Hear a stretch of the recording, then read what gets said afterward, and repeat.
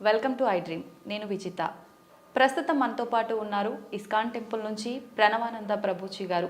వారు ముంబైలోని గోవర్ధనికో విలేజ్లోని ఆశ్రమంలో సేవ చేస్తూ వారి ప్రవచనాల ద్వారా కృష్ణతత్వాన్ని, కృష్ణుడి యొక్క లీలను మనకు తెలియజేస్తూ ఉంటారు. ఇప్పుడు ప్రభుజీతో మాట్లాడదాం. నమస్కారం గురుజీ. హరే కృష్ణ. నమస్కారం అండి. బాగున్నారా? బాగున్నాను ప్రభుజీ. మీరు ఎలా ఉన్నారు? బాగున్నా అండి. చాలా సంతోషంగా ఉంది ప్రభుజీ మీతో ఇలా కలవటం, మీతో మాట్లాడటం. ప్రభుజీ, కృష్ణతత్వం అంటుంటారు. అసలు కృష్ణతత్వం అంటే ఏంటి ప్రభుజీ? మీరు ప్రేమ గురించి విన్నారా? వినే ఉంటారు. విన్నాం. ప్రేమ, పరిపూర్ణమైన ప్రేమతత్వమే కృష్ణతత్వం అంటే. ఓకే. అయినా మూర్తీభవించిన ప్రేమ స్వరూపం, మూర్తీభవించిన ఆనంద స్వరూపం. భగవంతుడి గురించి మన శాస్త్రములలో సత్ చిత్ ఆనంద స్వరూపము అని భగవంతుడి గురించి అంటారనమాట. ఇప్పుడు చూడండి, కృష్ణుడి లీలలు ఎటువంటిది అని అంటే, ఎవ్వరు ఆయనని ఏ విధంగా ఆశ్రయించినా సరే ఆయనని అట్రాక్ట్ చేసేస్తారనమాట. ఆకర్షణ మనకి మన మన గ్రావిటీ అని అంటారు. మన భూమికి ఉంటుంది గ్రావిటేషన్ ఎనర్జీ. అది ఏం చేస్తుంది అని అంటే, పైకి ఏదైతే ఉంటుందో దాన్ని కిందికి లాగేస్తుంది అనమాట గ్రావిటీ వల్ల. అవును. కానీ కృష్ణుడు ఎలాంటి వాడంటే, ఎంత కింద పడిపోయిన వాడినైనా సరే పైకి లాగేస్తూ ఉంటాడు. అది ఆయన దగ్గర ఉండే శక్తి అనమాట. ఆయన యొక్క లీలల చేత, ఆయన యొక్క చేష్టితముల చేత, ఆయన యొక్క అద్భుతమైన తత్వం చేత అందరి మనసుని కూడా ఆకర్షించే వ్యక్తి కృష్ణుడు. అయితే ఇప్పుడు చూడండి, చిన్నపిల్లల్ని బాలలీలలు చేసి ఆకర్షించారు. అటు చిన్నపిల్లవాడుగా ఉన్నప్పుడు గోపికలందరినీ కూడా ఆయన ఆశ్రయించారు. దాని తర్వాత పెద్దగా అయ్యాడనుకోండి, మిగతా వాళ్ళందరూ తన యొక్క ఫ్రెండ్స్, తర్వాత ఇంకా యంగ్ గోపీస్ అందరూ కూడా కృష్ణుడిని ఆశ్రయించగలిగారనమాట. దాని తర్వాత కంసాదులందరూ కూడా కోపంతో అయినా సరే నిరంతరం కృష్ణుడి గురించే ఆలోచిస్తూ ఉండేవారు, కృష్ణుడితో గురించి ఆలోచిస్తూ ఉండేవారు. మిగతా భక్తులు, నారదాది భక్తులందరూ కూడా ప్రేమతో కృష్ణుడిని ఆశ్రయించారు. అర్జునుడు లాంటి వాళ్ళు ఫ్రెండ్షిప్తో కృష్ణుడిని ఆశ్రయించారు. కాబట్టి ఏ విధంగా చూసినా సరే అందరినీ కూడా తన యొక్క మ్యాజిక్లో పెట్టేసేవాడు అనమాట కృష్ణుడు అని అంటే. కృష్ణతత్వం మనకి అన్నిటికంటే పరిపూర్ణమైన తత్వము అని చెప్తారు భగవద్ అవతారములలో.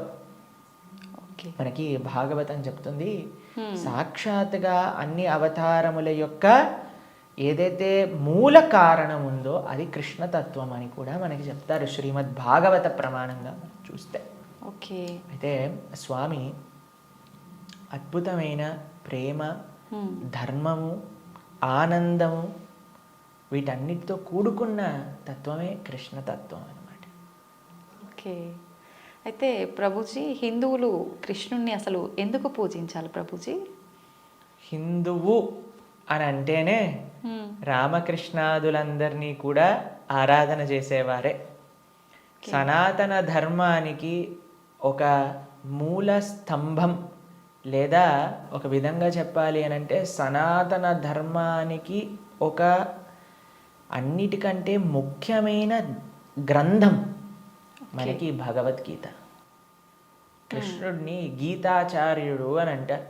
కృష్ణం వందే జగత్ గురుం. మనందరికీ గురువు ఎవరు అని అంటే అది శ్రీకృష్ణుడే. గీత ద్వారా అసలు హిందువు అని అంటే ఏంటి, సనాతన ధర్మానికి చెందినవారు అని అంటే ఏంటో తెలుసా అండి? మనకి భగవంతుడి పైన నమ్మకం ఉంటే మనం హిందువులం కాదండి, మనం సనాతన ధర్మానికి చెందిన వాళ్ళం కాదు. మన శాస్త్రముల పైన నమ్మకం ఉంటే మన హిందువులం అవుతాం. చాలా మంది అనుకుంటారు, మేము గుడికి వెళ్తామండి, మేము బొట్టు పెట్టుకుంటామండి, మేము భగవంతుడికి అగరబత్తి తిప్పుతామండి కాబట్టి మేము హిందువులం. Sorry sir, you are not Hindu. మనం ఎప్పుడైతే గీత, భాగవత, రామాయణాదులు అన్నిటినీ కూడా ఒప్పుకుంటాం అప్పుడు మనం హిందువులం అవుతాం అన్నమాట. ఎందుకంటే మనకి భగవంతుడి గురించి ఎలా తెలిసిందండి? మీ కృష్ణుడు ఉన్నాడు అని ఎలా తెలిసింది? భాగవతం నుంచి తెలిసింది. రాముడు ఎలా ఉన్నాడు అని తెలిసింది రామాయణం నుంచి తెలిసింది.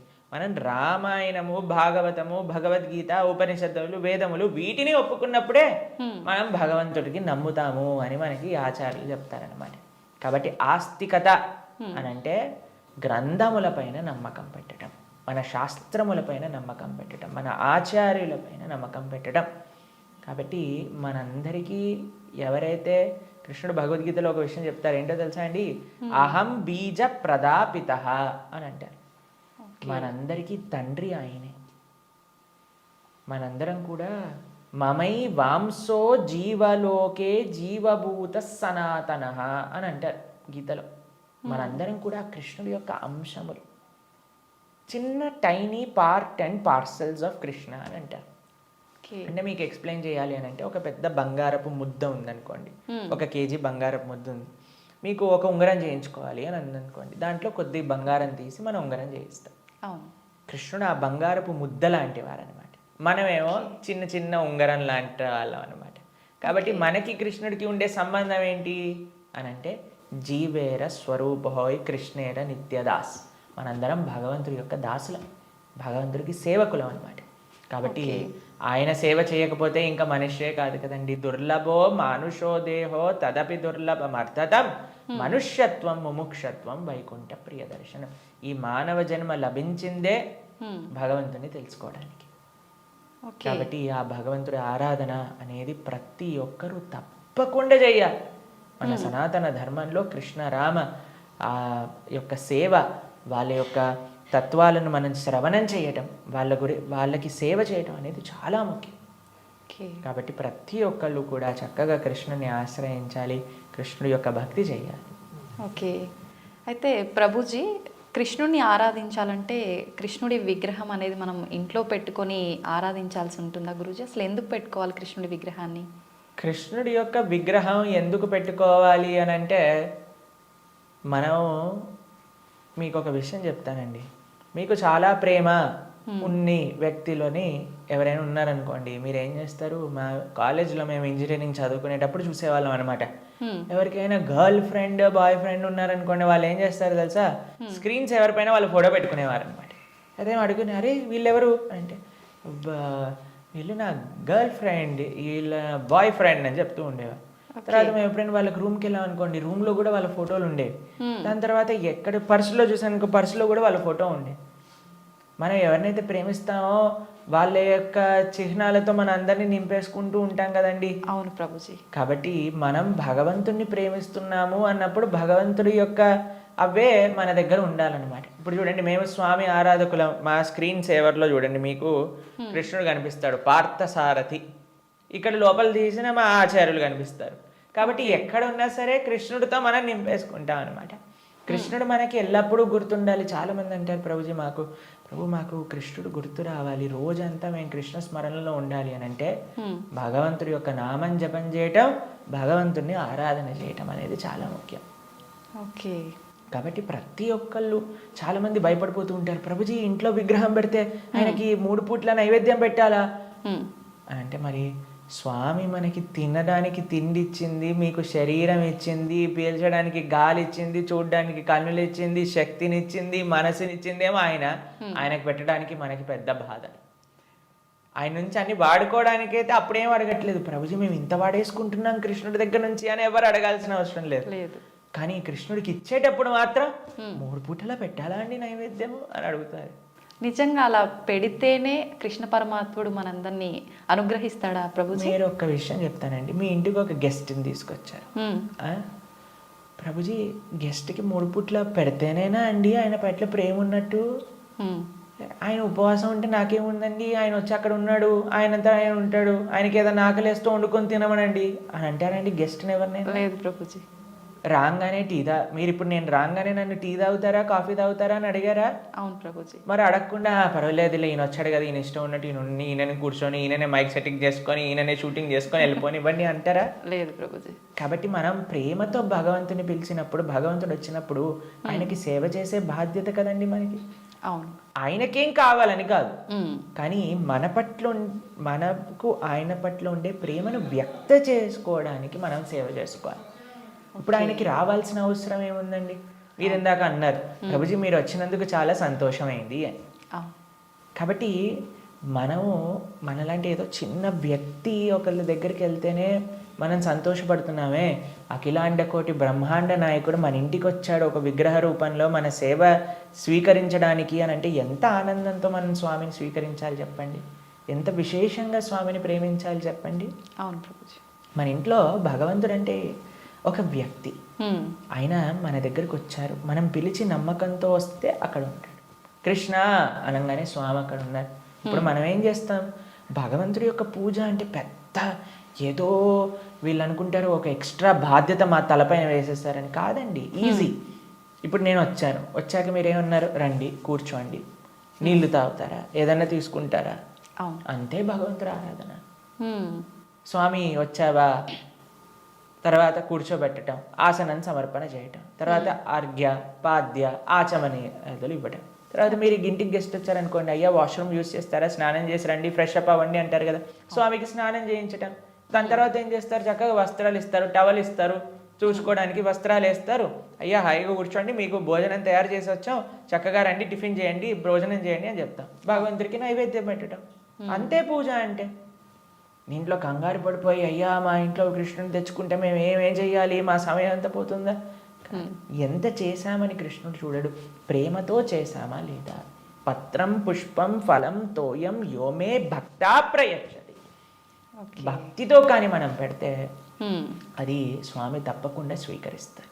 కానీ పెట్టాలి. చాలామంది విగ్రహాన్ని తెచ్చుకొని పూజ చేయాలన్నమాట. అలా ఉండకూడదు. మనం స్వామిని తెచ్చుకున్నప్పుడు మంచిగా ఆరాధన చేయాలి, ప్రేమతో పూజ చేయాలి. మా భక్తుల ఇంట్లలో మేము చూస్తామండి, ఎంత సుందరమైన శ్రీ విగ్రహాలంటే.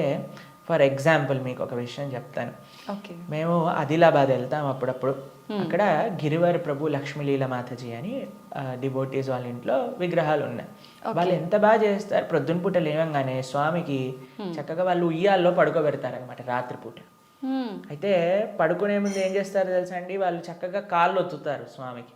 కాళ్ళు ఒత్తి చేతులకి మాలిష్ చేసి తర్వాత పడుకోబెడతారు. అన్ని అలంకరణలు తీసేసి నైట్ డ్రెస్ వేసినట్టుగా పడుకోబెడతారు. పడుకొని ఇప్పుడు చలికాలం అనుకోండి, ఒక చక్కటి రజాయి షాలు కూడా కలిపి పెడతారనమాట. ప్రొద్దున పూట లేస్తారు. లేపాక చిన్నపిల్లవాడిని ఎలా మనం కూర్చోబెట్టి ఆయనను రెడీ చేసి ఎలా అయితే చేస్తామో అలా కూర్చోబెట్టి స్వామికి అలంకరణ చేసి, పిల్లలందరూ వాళ్ళ ఇంట్లో 3 పిల్లలు ఉన్నారనమాట. 3 పిల్లలు వచ్చి భగవంతుడికి ఆరతి చేస్తారు. అమ్మ నాన్న అందరూ ఇంటిల్లి పాది భగవంతుడి యొక్క సేవ చేసుకుంటారు. మీకు ఒక విషయం చెప్తా, a family that praise together stays together. మనం అన్నీ చేస్తామండి. ఇంటిల్లిపాది అందరిని తీసుకొని సినిమాకి వెళ్ళొచ్చు, ఇంటిల్లిపాది అందరిని తీసుకొని హోటల్కి వెళ్ళొచ్చు, ఇంటిల్లిపాది అందరిని తీసుకొని పార్క్కి వెళ్ళొచ్చు. అయినా సరే మాకు ఫోన్ చేసి చెప్తున్నాను, ప్రభుజీ మా ఇంట్లో ఎవరు మమ్మల్ని అండర్స్టాండ్, పిల్లలు మాటినట్లేదు ప్రభుజీ, ఈయన గారు మాటినట్లేదు ప్రభుజీ, ఆవిడ మాటినట్లేదు ప్రభుజీ, తలనొప్పి వస్తుంది ప్రభుజీ. నేనంటే అమ్మ మీరు సినిమాకి తీసుకెళ్తున్నారు, సీరియల్ చూపిస్తున్నారు, పార్క్కి తీసుకెళ్తున్నారు, రెస్టారెంట్కి తీసుకెళ్తున్నారు, ఎప్పుడైనా మీరు నలుగురు కలిసి ఒకటేసారి భగవంతుడికి పూజ చేశారా? నలుగురు కలిసి నియమంగా ప్రతి వారం మేము గుడికి వెళ్తామండి, ప్రతి వారం మేము గోసేవ చేయడానికి వెళ్తామండి అని ఎవరైనా చేస్తున్నారా అంటే, లేదండి మా ఆయన గారు గుడికి రాదండి, నేను ఒక్కనే వెళ్తానండి, మా ఆవిడ గారు పూజ చేయరండి, నేను ఒక్కనే పూజ చేస్తానండి, మా పిల్లలు ఆడుకోవడానికి వెళ్తారు. ఏవైతే చేయకూడదో అన్ని నలుగురు కలిసి చేస్తున్నారు, ఏదైతే పని చేయాలో కలిసి చేయట్లేదు కదా. మేము అన్నాం వాళ్ళకి, ఒక నెల రోజులు కలిసి మీరు ఆలయానికి వెళ్ళండి, నెల రోజులు కలిసి గోశాలకు వెళ్ళి గోసేవ చేయండి, ఒక నెల రోజులు కలిసి ఒక 5 నిమిషాలైనా సరే భగవంతుడు ముందు ప్రార్థన చేయండి అంటే, నెల రోజుల తర్వాత మాకు ఫోన్ చేశారు. ఫోన్ చేసి ప్రభుజీ ఇప్పుడు మేము ఇంతకు ముందు కంటే చాలా ప్రశాంతంగా ఉన్నాం, ఇంతకు ముందు కంటే చాలా మార్పు మా జీవితాల్లో వచ్చింది. కాబట్టి మేమన్నా ఇలానే చేస్తూ ఉండండి, ఇంకా శాంతి మీ ఇంట్లో పెరుగుతుంది. కాబట్టి మనకు ఒక కామన్ పాయింట్ కావాలి. ఆ కామన్ పాయింట్ మంచి సెంటర్ అయి ఉండాలి, అది భగవంతుడు. భగవంతుని కేంద్రంగా పెట్టుకుంటే, ఇప్పుడు మన ఇంటికి కేంద్రం ఏంటండి, డైరెక్ట్గా ఇంట్లో నుంచి రాగానే ఫస్ట్ మహావిశ్వరూప దర్శనం, పెద్ద LCD స్క్రీన్ టీవీ కనిపిస్తుంది మనకి. అవును ప్రభుజీ. కాబట్టి టీవీ మనకి కేంద్రం అయిపోయింది. ఇల్లు టీవీలో ఏం చూపిస్తారండి, ఆ చెత్త ఈ చెత్త తప్ప ఏం అవసరమైన విషయాలు ఏం చూపించరు, ఇలాంటి ప్రోగ్రాములు విషయం పక్కన పెడితే. కాబట్టి మనిషికి ఏది మంచిదో అది మనకి కేంద్రంగా ఉండాలి. ఇప్పుడు దురదృష్టవశాత్తు టీవీలు కేంద్రం అయిపోయాయి ఇంటికి. ఎంత పెద్ద టీవీ ఉంటే అంత గొప్ప స్టేటస్ నీది అని చెప్పుకునే వాళ్ళు కూడా తయారైపోయారు. మేము ఒక భక్తుల ఇంటికి వెళ్ళాం. జనరల్గా భక్తుల ఇంట్లలో టీవీలు చూడం మేము ఎప్పుడు కూడా. వాళ్ళు టీవీలు తీసేసి ఎక్కడైతే టీవీ ఉండాలో అక్కడ ఆలయం ఉంటుంది. మా ఇంట్లో కూడా టీవీ ఉండదండి. మా ఇంట్లో హాల్లోకి వెళ్తే ఫస్ట్ కనిపించేది మీకు మా పూజా గది, మా ఆరాధన మూర్తులు అన్నీ కూడా కనిపిస్తూ ఉంటాయి అన్నమాట. డెలిబరెట్లీ మేము అసలు టీవీ పెట్టలేదు హాల్లో, ఎందుకంటే అందరికీ కేంద్రం భగవంతుడు ఉండాలి అట్లీస్ట్ అని. కాబట్టి భక్తుల ఇంట్లలో ఎక్కడైతే టీవీ మెయిన్ ప్రదేశం ఉంటుందో అక్కడ తప్పకుండా పూజ రూమ్ ఉంటుంది. కానీ ఈ భక్తుడి ఇంట్లో మాత్రం పెద్ద టీవీ ఉందన్నమాట. ఓకే. అయితే నేను అడిగి ఆశ్చర్యపోయాను, అదే టీవీ ఏముంది ప్రభుజీ ఒకసారి వెనకాల చూడండి అనగానే ఏం వైర్ లేవు, ఉత్తి టీవీ అలా పెట్టి ఉంటారనమాట. అయితే నేను అన్నాను ఏమైంది, ఎందుకు అలా పెట్టారు అంటే ప్రభుజీ అందరు అంటున్నారు టీవీ ఒక స్టేటస్ సింబల్ అయిపోయింది, మీ ఇంట్లో టీవీ లేదా, మీ ఇంట్లో టీవీ లేదా, మీ ఇంట్లో టీవీ లేదా అన్నందుకు వాళ్ళ కోసం అని పెట్టేశాను ప్రభు, కానీ వైర్లు పెట్టలేదు, ఉత్తి టీవీ పెట్టానని చెప్పారనమాట. Okay, super Prabhuji. కాబట్టి ఇప్పుడు చూడండి, మన జీవితంలో దేన్ని మనం చూస్తూ ఉంటే, దేన్ని మనం వింటూ ఉంటే, దేని గురించి మనం మాట్లాడుకుంటూ ఉంటే, దేని గురించి మనం తలుస్తూ ఉంటే అలా మన మనసు అయిపోతుంది. ఓకే. మీరు చెడు విషయాలు వింటూ, చెడు కార్యక్రమాలు చూస్తూ, అనవసరమైన అక్కర్లేని గొడవలు, మన ఇల్లు ఎంత ప్రశాంతంగా ఉన్న సీరియల్లో మనం గొడవలు చూస్తూ ఉంటే ఆ గొడవలు మన ఇంట్లోకి కూడా వస్తాయి ఒక రోజున. ఎందుకంటే అదే కదండి మన మనసులో దింపేది, అదే కదా మన మనసులో అంత నాటుకుపోయేది. నేను చిన్న చిన్న పిల్లల్ని చూస్తాం, అప్పుడప్పుడు విచిత్రమైన స్లాంగ్లో మాట్లాడతారు. ఓయ్ ఏంట్రా ఇది ఎక్కడ పట్టుకున్నావు నువ్వు అని అంటే, ఆ సినిమాలో అలా మాట్లాడాడు ఆ హీరో. ఓకే. మేము స్కూల్లో చదువుకుంటున్నప్పుడు మాకు గుర్తుందనమాట, ఒకసారి మేము ఒక బర్త్డే పార్టీకి వెళ్ళినప్పుడు మా ఫ్రెండ్ ఇలా షర్ట్ టక్ చేసుకుంటారు కదా, ఒకవైపు వదిలేశాడు అనమాట, ఒకవైపు టక్ చేసుకున్నాడు. నేను రే నువ్వు ఇంకో వైపు టక్ చేసుకుంటా మర్చిపోయావురా అని అంటే, అది కాదు ఇప్పుడు ఇది లేటెస్ట్ ఫ్యాషన్ అని అన్నారు. ఎక్కడ చూసావు నువ్వు అని అంటే, సినిమాలో చూసాను. కాబట్టి ఏదైతే చూస్తామో మనం దాన్ని అనుకరిస్తాం, ఏదైతే వింటామో అదే మనం అనుకరిస్తాం. కాబట్టి మేం చెప్పేది జనాలకి ఏంటి అంటే, మంచిని చూడండి, మంచిని వినండి కదా, మంచి విషయం గురించి ఆలోచించండి. భగవంతుడి కంటే మంచి విషయం ఏముందండి ఈ ప్రపంచంలో? అవును. కాబట్టి మన ఇంట్లో మంగళకరంగా ఉండాలి అని అంటే, ఎక్కడ చూసినా భగవంతుడి గురించి ఉండాలి, ఇక్కడ చూసినా భగవత్ స్పృహ అనేది మనకు కలగాలి. మా ఇంటికి వచ్చిన వాళ్ళందరూ ఏమంటారో తెలుసా అండి, ఈ ఇల్లుకి ఉత్తి గోపురం తక్కువ, ఆలయమే సాక్షాత్తుగా అని అంటారు.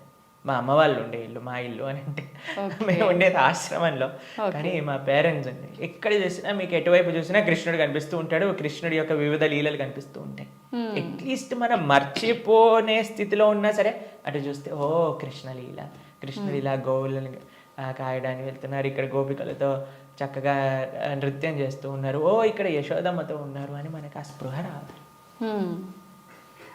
కాబట్టి మనం 24 గంటలు మనం ఒక పాజిటివ్ ఎన్వైరన్మెంట్లో ఉండటం వలన, భగవంతుడికి దగ్గరగా ఉండటం వలన అది మనకి మంచిది. కాబట్టి ప్రతి హిందువు అని అంటేనే శ్రీ విగ్రహ ఆరాధన అత్యంత ముఖ్యం. మనము భగవంతుడి యొక్క అస్తిత్వాన్ని, భగవంతుడు అన్నిటికంటే కృప ఏంటో తెలుసా అండి, ఆయనకి ఒక విగ్రహ రూపంలో మన దగ్గరికి రావడం. ఓకే. ఆ కృపని మనందరం, ఈ సనాతన సాంప్రదాయం పాపం మిగతా వాళ్ళకి ఆ అదృష్టం లేదు, వాళ్ళకి ఆ ఆనందం అంటే ఏంటో తెలియదు. కానీ మన సాంప్రదాయంలో ఆ విగ్రహ ఆరాధన, ఆ సేవ, భగవంతుడికి ఆ ప్రేమపూర్వకమైన సేవ చేస్తే అండి, అసలు దానికంటే గొప్ప ఆనందం ఈ ప్రపంచంలో ఇంకొకటి లేదు. కాబట్టి అటువంటి అదృష్టాన్ని మనం వదిలేసి పూజ చేయాలా, పూజ ఎందుకు చేయాలి, పూజ చేస్తే 3 పూట్ల నైవేద్యం పెట్టాలా, పూలు తీసుకొని రావాలా, మాల కట్టాలా, బట్టలు వేయాలా, అయ్యో రామ, మాకు ఇలాంటి ప్రశ్నలు ఇస్తే మాకు చాలా బాధేస్తుంది అనమాట. ఎందుకంటే మన పెద్దలందరూ, మన ఆచార్యులందరూ, మన గురువులందరూ భగవంతుడి యొక్క ఆరాధన ఎలా చెయ్యాలి, ఎంత బాగా చెయ్యాలి అని జీవితం యొక్క గోల్ భగవంతుడి ఆరాధన కోసం పెట్టేస్తే, భగవంతుడి యొక్క శ్రీమూర్తులను కాపాడటంలో పెట్టేస్తే, మనం మాత్రం ఇప్పుడు మోడర్న్ డే 21st సెంచరీ హిందువులు పూజ చేయాలా అని అడిగే స్థితిలోకి వచ్చేసాం. కాబట్టి వెరీ అన్ఫార్చునేట్. పూజ చేస్తున్నాము అంటే చాలా వరకు భయం ఒకటి మొదలైంది ప్రభుజీ అందరిలో. ఏం చేస్తే ఏం తప్పు అవుతుందో, దానివల్ల మాకేమన్నా మళ్ళీ అపచారం జరుగుతుందో, ఇట్లాంటి భయాలు ఎక్కువైపోయినాయి ప్రభుజీ. అదే కదా, ఎందుకంటే మనం దేవుడితో బిజినెస్ చేయాలి అని ప్రయత్నిస్తున్నాం కాబట్టి. బిజినెస్ ట్రాన్సాక్షన్స్లో ఏదైనా తప్పు రాసామనుకోండి అయిపోయానంటే, బిజినెస్ ట్రాన్సాక్షన్స్లో ఏదైనా తప్పు చేసామనుకోండి, ఎందుకంటే వీడు ఏం ఆలోచిస్తున్నాడు, ఇప్పుడు నేను ఇది ఇలా చేస్తే దేవుడు నాకు అది అలా ఇవ్వాలి, అయ్యా నువ్వు నాకు 1 కోటి రూపాయలు ఇస్తే నేను నీకు 10 కొబ్బరికాయలు కొడతాను. ఏంటి దేవుడు మీకు 1 కోటి రూపాయలు ఇస్తే మీరు 10 కొబ్బరికాయలు కొడతారా? దేవుడికి ఎంత పెద్ద దానం ఇస్తున్నాడు చూడండి దేవుడికి. అసలు ఇలా తయారైపోయాం కదండి. మనకి ఏం అవసరం లేదు, ప్రేమ మనకు అవసరం లేదు భగవంతుడి పట్ల. దేవుడా నువ్వు నాకు ఇది ఇవ్వు, నాకు ఆరోగ్యాన్ని ఇవ్వు, నాకు బట్టలు ఇవ్వు, నాకు డబ్బులు ఇవ్వు, నాకు కార్లు ఇవ్వు, నాకు ఇల్లులు ఇవ్వు, నాకు పిల్లలు ఇవ్వు, నాకు పెళ్లి చెయ్యి. మనం తిరుప్పావై ప్రవచనాలు చెప్తూ ఉంటే ఒక మంచి భార్య కోసం తిరుప్పావై వ్రతం చేయొచ్చా, మంచి భర్త కోసం తిరుప్పావై వ్రతం చేయొచ్చా? ప్రతిదీ కూడా మనం మన కోరికలు తీర్చుకోవడానికి భగవంతుని వాడుకుంటున్నాం. ఐ నో ఏటీఎం మషిన్ లాగా కార్డు పెట్టామా, డబ్బులు తీసుకున్నాం, దాని తర్వాత వదిలేసాం. అంతే. కాబట్టి భగవంతుడు అంటే మనకి సేవ చేయడానికి వచ్చినవాడు కాదండి. భగవంతుడు అంటే మనం ఆయన సేవ చేయాలి, ఆయనను మనం ఆశ్రయించాలి, ఆయనను మనం సేవించాలి. ఇప్పుడు మీకు ఒక విషయం చెప్తానండి. ఒక చిన్న పిల్లవాడు ఉన్నాడు, తల్లి ఇలా ఎత్తుకుంది. మేము చిన్నప్పుడు చూస్తాం, మేము కూడా చేసే ఉంటాం. అప్పుడప్పుడు అమ్మ జుట్టు పట్టుకొని ఇలా పీకుతారు చూసారా, పిల్లలు ఇలా పట్టుకొని ఇలా పీకేస్తుంటే అమ్మ అంటుంది, ఓ ఇలా ఇలా తీసేసి, ఓ మా కన్నా మా బంగారు కొండ అని అంటుంది. అంతేగాని నా జుట్టు పీకినందుకు లాగా ఒకటి పీకి పెడుతుందా పిల్లవాడిని? లేదు ప్రభుజీ. ఎందుకంటారండి?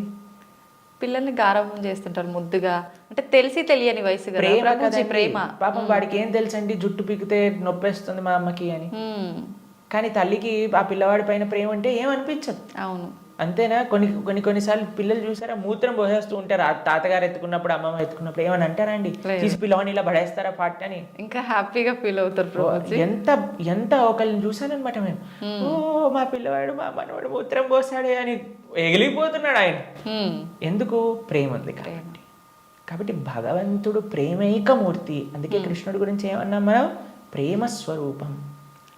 ఆయనని మాత్రం మనకి తెలియగా, అయ్యా నా భక్తిమాన్, నాకు భక్తి లేదండి, నాకు మంత్రాలు తెలియదు, నాకు నీ పైన అంత ప్రేమ లేదు స్వామి, నాకు తెలిసింది మా గురువులు చెప్పిన విధంగా నీకు పూజ చేస్తున్నా, నువ్వే అన్నిటినీ కాపాడుకో, నువ్వే ఇది ఆరాధన పూర్తి చెయ్యి అని ప్రేమతో చేస్తే స్వామి ఎందుకు అలా చేయడండి? ఎలా చేసినా సరే స్వామి స్వీకరిస్తా. ప్రేమ ఉండాలంతే. కానీ మనకి ప్రేమ అవసరం లేదు, భగవంతుడు అవసరం లేదు. అయ్యా నువ్వు నాకు ఈ కోరిక తీర్చేసేయ్, ఇదే నాకు నీతో ఉండే సంబంధం, ఇంతే. కాబట్టి ఆధ్యాత్మికవేత్తలు కూడా చేసే అన్నిటికంటే పెద్ద పొరపాటు ఏంటంటే భగవంతుణ్ణి కేవలం భౌతిక కోరికల కోసం ఆశ్రయించాలి అని చెప్పటం అన్నిటికంటే పెద్ద అపరాధం. కాబట్టి ఎప్పుడూ అలా చేయకూడదు. స్వామిని ప్రేమతో ఒక తండ్రిలా, ఒక పిల్లవాడిలా, లేదా ఒక స్వామిలా మనం ఆరాధన చేయాలి. కాబట్టి దాంట్లో ఎప్పుడు తప్పు ఉండదండి. ప్రభుజీ, సాధారణ భక్తులు ఆ రకంగా కృష్ణ భగవాను పూజించిన సేవ చేసుకున్నా కూడా వస్తాడా ప్రభుజీ భగవానుడు? ప్రేమతో పిలిస్తే వస్తారు, ఎవరు పిలిచినా వస్తారు. ఎవ్వరు పిలిచినా ఆయన వస్తారు. వ్యాధస్య ఆచరణం ధ్రువస్య వయః విద్యా గజేంద్రస్య కా కుబ్జాయాం కిము నామ రూపమధికం కిం తత్సుధామోదనం వంశక్కో విదురస్య యాదవపతేరుగ్రస్య కిం పౌరుషం భక్త్యా తుష్టతి నహి గుణైర్భక్తి ప్రియో మాధవ. ఒక 5 ఏళ్ల పిల్లవాడు ధ్రువుడు పిలిచాడు, రాలేదా అండి భగవంతుడు? ఒక ఏనుగు పిలిచింది, గజేంద్రుడు వచ్చాడా లేదా? ఒక కుబ్జ అనే ఒక కురూపి స్త్రీ పిలిచింది, స్వామి కృపనిచ్చేశాడు కదా. ఉగ్రసేన మహారాజు, సుధామ, ఆయన పాపం డబ్బులే లేవు. కృష్ణుడు ఏ కులాన్ని చూసో, లేదా జ్ఞానాన్ని చూసో, లేదా డబ్బుల్ని చూసో, అందాన్ని చూసో, వయస్సుని చూసో, యోగ్యతని చూసో రాడండి. భక్త్యా తుష్టతి నహి గుణైర్భక్తి ప్రియో మాధవ. కృష్ణుడున్నాడు, స్వామి పలుకుతాడు అనే నమ్మకంతో ఎవరైతే పిలుస్తారో, ఇప్పుడు ఎవరైనా ఆ శ్రీ భగవంతుడి యొక్క విగ్రహాన్ని చూసి ఇది బొమ్మ అనుకుంటే బొమ్మలానే ఉంటాడండి.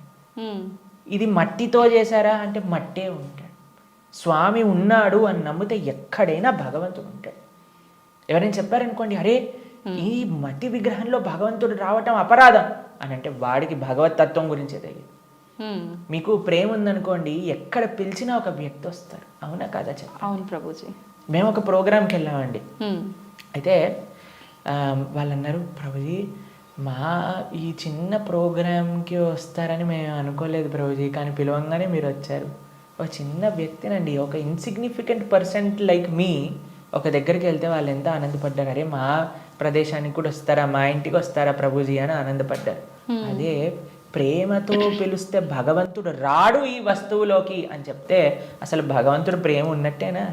అసలు ఆయనకు భగవంతుడి గురించి తెలిసినట్టేనా? లేదు. కాబట్టి ఎవరైతే విగ్రహారాధన దూషిస్తారో most unfortunate and most ignorant people in the entire creation. మా స్వామికి మనం అంటే ప్రేమ, మనందరం అంటే ప్రేమ, కాబట్టి మనం ఎక్కడికి పిలిచినా ఆయన వస్తారు. కాబట్టి ఆ ప్రేమ ఎవరు పిలుస్తారు అని కాదండి, ఎవ్వరు పిలిచినా సరే ప్రేమతో నమ్మకంతో కృష్ణుడు ఉన్నాడు. ద్రౌపదీదేవి పిలిచినప్పుడు రాలేదా అండి? ఏమైనా చూసుకున్నాడు ఆయన? యోగ్యతలు ఏం చూసుకోలేదే. ఎవ్వరు పిలిచినా ఆయన వస్తారు అన్నమాట. ఆయన రెడీగా ఉంటారు. ఆయన ఇలా ఉంటాడు, రెడీ టు జంప్ అన్నట్టుగా. ఎవరు పిలుస్తారు, ఎవరి దగ్గరికి వెళ్ళాలి అని. కానీ మనం ఏం చేస్తామండి, మన సంరక్షణ మనం చూస్తాం. అయ్యా నేను ఎలా నన్ను కాపాడుకోవాలి అని చూసుకుంటాం. కాబట్టి ఆయన హ్యాపీగా అక్కడ ఉంటారు. అయ్యా నాదేం బాధ్యత కాదు స్వామి, నీదే తండ్రి అని మనం చేతులు ఎత్తేసాం అనుకోండి, ఆయన మనల్ని కాపాడు. ఓకే ప్రభుజీ, కృష్ణ భగవానుని అవతార పరిసమాప్తి ఎలా జరిగింది ప్రభుజీ? భగవంతుడి యొక్క, మీరు అడిగినట్టుగా కరెక్ట్ విషయం అడిగారు. అవతార పరిసమాప్తి ఇలా చెప్పాలి కృష్ణుడిని సంబోధించినప్పుడు, లేదా రాముడిని. ఏ భగవంతుడి యొక్క అవతారమైనా సరే భగవంతుడికి పుట్టుక ఉండదండి. జన్మ కర్మచమే దివ్యం. భగవంతుడు ఏం చెప్పారు? ఆయనది దివ్యమైన జన్మ. దాన్ని మనం అవతారము అని అంటాం. ఇప్పుడు మీరు ఎప్పుడైనా చెప్తారా, రోజు ప్రొద్దున పూట సూర్యుడు పుడతాడు, సాయంత్రం పూట చనిపోతాడు అని అంటారా? లేదు. ఏమంటాం మనం? సూర్యుడు ఉదయించాడు, అస్తమించాడు, అంతేనా? అవును ప్రభుజీ. భగవంతుడు కూడా ఉదయిస్తాడు, భగవంతుడు కూడా అస్తమిస్తాడు. సూర్యుడు అస్తమిస్తాడు అంటే పోయినట్టేనా? ఇంకా ఆయన నీకు కనిపించట్లేదు, కానీ ఇంకెక్కడ ఉన్నట్టే కదా. అవును. ఇప్పుడు మనకి ఇండియాలో సూర్యాస్తమయం అయిపోయింది అంటే ఇంకో దేశంలో సూర్యోదయం అవుతున్నట్టు కదా. కాబట్టి భగవంతుడు ఎప్పుడూ ఎల్లప్పుడూ కూడా ఆయనకి మరణము అనేది ఉండదు, జన్మ అనేది ఉండదు. ఆయన మన పైన కృపతో అవతారాన్ని స్వీకరిస్తారనమాట. ఓకే, మీకు ఒక విషయం చెప్తాను. కొంతమందికి మెమరీ లాస్ పేషెంట్స్ ఉంటారు. మెమరీ లాస్ పేషెంట్స్ దగ్గరికి ఏం చేస్తారంటే అండి, వాళ్ళకి ఇంతకు ముందు ఉండే మెమరీస్ని చూపిస్తారనమాట. వాళ్ళ పిల్లల్ని, లేదా వాళ్ళు చిన్నప్పుడు తీసిన ఫొటోస్ని, వాళ్ళు ఉన్న ఊర్లని, అవన్నీ ఇలా చూపిస్తూ ఉంటారనమాట. చూపిస్తూ ఉంటే కొన్నిసార్లు ఏదో ఒకటి వాళ్ళ బ్రెయిన్కి ఇలా క్లిక్ అయ్యి అప్పుడు వాళ్ళు గుర్తుపట్టడం ప్రారంభిస్తారనమాట. వాళ్ళు ఎక్స్టర్నల్ కాన్షియస్నెస్లోకి వస్తారు. భగవంతుడి యొక్క అవతారం ఎందుకోసము అని అంటే, మనందరం ఈ సంసార సాగరంలో పడి కొట్టుకుపోతున్నాము. ఏదో మనం కూడా మెమరీ లాస్ అయిపోయినట్టు ఇదే నా వాళ్ళు, ఇదే నా ప్రపంచం, ఇదే నా ఇల్లు అని తిరుగుతున్నారు. వీడి నిజమైన స్వరూపాన్ని చూపించాలి అని స్వామి అవతరించి, స్వామి యొక్క లీలల ద్వారా, రామాయణ భాగవతాదుల ద్వారా, అయ్యా ఇది నువ్వు ఈ ప్రదేశానికి చెందినవాడివి అని మనకు చూపిస్తారు. అప్పుడు నేనైతే ఈ మనుష్యుని కాదా, అయితే ఇది నేను ఈ కులానికి చెందినవాడిని కాదా, ఈ ప్రాంతానికి చెందినవాడిని, నేను కృష్ణుడి దాసున్నా, నేను ఉండాల్సింది ఆ భగవంతుడి యొక్క లోకంలో కదా అని మనం కూడా మర్చిపోయిన వాళ్ళకి కొద్దిగా బుద్ధిని ఇవ్వడానికి స్వామి అవతార స్వీకారం చేస్తారనమాట. మనందరం పడిపోయి ఈ సముద్రంలో పడిపోవడం అంటే ఏంటండి? మునిగిపోవడం. అవును. కానీ సముద్రంలో మునిగేవాడిని కాపాడాలి అని అంటే ఎక్కడో ఆకాశం నుంచి కాపాడలేం కదండి, ఆయన కూడా సముద్రంలోకి రావాలి కదా. అలా భగవంతుడు కూడా ఈ ప్రపంచంలో దిగి మనల్ని పట్టుకొని బయటికి తీసుకురావడానికి ఆయన ఒక అవతారాన్ని స్వీకరిస్తారు. ఆ ప్రయోజనం అయిపోయినట్టు ఏంటి ప్రయోజనం భగవంతుడు అవతరించడానికి? భగవద్గీతలో కృష్ణుడు చెప్పారు, యదా యదా హి ధర్మస్య గ్లానిర్భవతి భారత. అయ్యా ఎక్కడైతే ధర్మం నశిస్తుందో అక్కడక్కడ నేను అవతరిస్తా. పవిత్రానాయ సాధూనాం వినాశాయ చ దుష్కృతాం ధర్మ సంస్థాపనార్థాయ సంభవామి యుగే యుగే. అయ్యా ఎక్కడైతే భక్తుల్ని కాపాడాలో, ఎక్కడైతే అధర్మాన్ని నాశనం చేయాలో, ధర్మాన్ని స్థాపన చేయాలో అక్కడ నేను అవతరిస్తాను అని. కాబట్టి అప్పుడప్పుడు భగవంతుడు వివిధ రూపాలలో అవతరిస్తారు. అవతారం అయిపోయింది అంటే, ఆ ప్రయోజనం అయిపోయింది అన్నప్పుడు అవతార పరిసమాప్తి చేస్తారనమాట. కాబట్టి చాలామంది కృష్ణుడు చనిపోయాడు, కృష్ణుడు పుట్టాడు. కృష్ణుడు పుట్టలేదండి, కృష్ణుడు చనిపోలేదు. కృష్ణుడు అవతరించారు, కృష్ణుడు అవతార పరిసమాప్తి చేశారు. మనం పుట్టంగానే అని ఏడుస్తూ ఉంటారు. ఏడవకపోయినా సరే, ఎవరైనా ఏడవకపోతే ఏం చేస్తారంటే డాక్టర్ వచ్చి రెండు వేస్తాడనమాట, ఏడవాలి మనం. కానీ కృష్ణుడు పుట్టినప్పుడు తెలుసా అండి, నవ్వుతూ పుట్టారు. అమ్మ నాన్న ఆశ్చర్యపోయాడు. జలధరుదేహు నాజాను చతుర్బాహు సరసీరు జాక్షు విశాలాక్షు జారు గదా శంఖ చక్ర పద్మ విలాసు కంఠ కౌస్తుభమణి కాంతిబాను కమనీయ కటిసూత్ర కంకణ కేయూర శ్రీవత్సలాంఛనాంచిత విహారు సురకుండల ప్రభాయుత కుంటల లాటు వైఢూర్య మణి గణవరి కిరీటు బాలు పూర్ణేందు రుచిజాలు సుగుణాల బాలు భక్తలోకపాలు కృపావిశాలు జూచి తిలకించి పొలకించి యొబ్బి చెలరేగ వసుదేవుడు ఉత్సహింపే అని అంటారనమాట భాగవతంలో. అంత ఆనందపడిపోయేవాడు కృష్ణుని చూశాక వసుదేవుడు పుట్టంగానే శంఖచక్ర గదా పద్మములు పట్టుకొని. వసుదేవుడు అంతా ఆనందపడ్డారనమాట కృష్ణుడు అవతరించినప్పుడు. ఎప్పుడైనా మీరు చూసారండి పిల్లవాడు పుట్టినప్పుడు నాన్న అమ్మ బాగున్నారా మీరు అని అడగటం? కానీ కృష్ణుడు పుట్టంగానే వాళ్ళ చరిత్రలు మొత్తం కూడా చెప్తారు, వసుదేవుడిది ఇంకా దేవకీ దేవిది. దాంతోపాటు ఎంత ఆనందంగా అంటే చతుర్భుజ రూపంలో ఎవరైనా పిల్లలు చూసారా శంఖచక్రం పట్టుకొని రావటం? లేదు ప్రభు. కాబట్టి మనందరం ఏడుస్తూ పుట్టాం కాబట్టి మనది జన్మ. కానీ కృష్ణుడు నవ్వుతూ ఆయన యొక్క స్వరూపంతో అవతరించి తల్లిదండ్రుల్ని ఉద్ధరింపజేయడానికి స్వీకరించిన అవతారము అని అంటారు.